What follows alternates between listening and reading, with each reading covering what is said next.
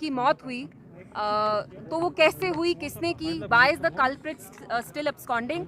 और मैं यहाँ की जो एडमिनिस्ट्रेशन है, जो एनसी सरकार है, उनसे मैं ये सवाल पूछना चाहती हूँ कि आपके मुंह पे ताला क्यों लगा है? पिछले 24 आवर्स में कुलगाम में ही नहीं, बड़गाम में, गांधरबल में जो छोटे छोटे लड़के हैं उनको उठाया जा रहा है। तो मैं यहाँ गवर्नमेंट से पूछना चाहती हूँ कि यहाँ क्या सब लड़के मिलिटेंट हैं? क्या कोई किसी का रिश्तेदार है किसी मिलिटेंट्स के साथ, किसी कोई इनडायरेक्ट लिंक हो, by being related to them, आप सबको अब मिलिटेंट करार ठहरा रहे हैं, सबको आप शक की निगाह से देख रहे हैं। तो दिस इज एब्सोल्युटली रॉन्ग। और मैं यहाँ की जो एनसी गवर्नमेंट है उनसे पूछना चाहती हूँ, जो आपको इतनी भारी अक्सरियत से लोगों ने यहाँ लाया, आपके मुंह में क्या आज दही जमा हुआ है?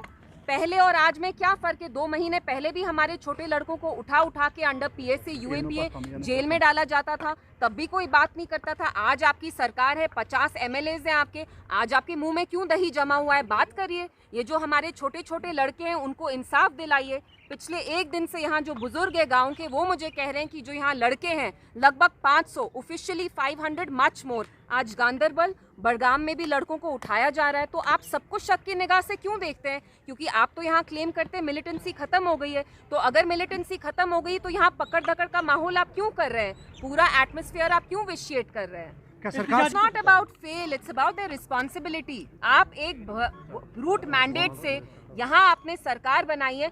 आज आप देखिए किसी भी सरकारी मिनिस्टर ने एक स्टेटमेंट तक नहीं दिया है।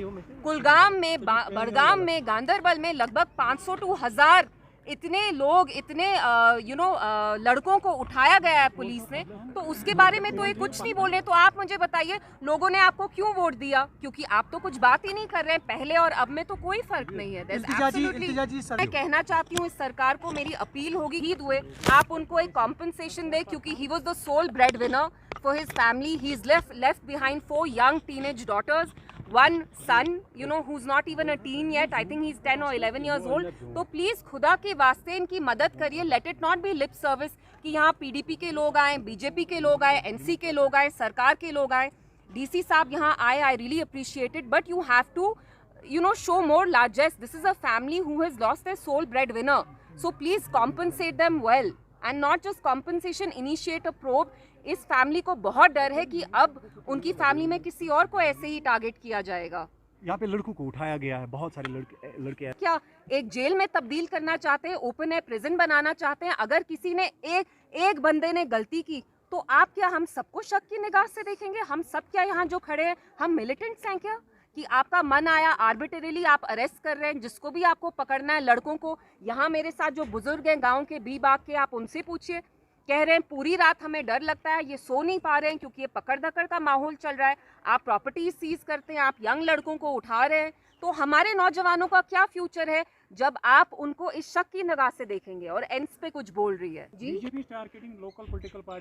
आई have nothing to say, they don't want to take responsibility.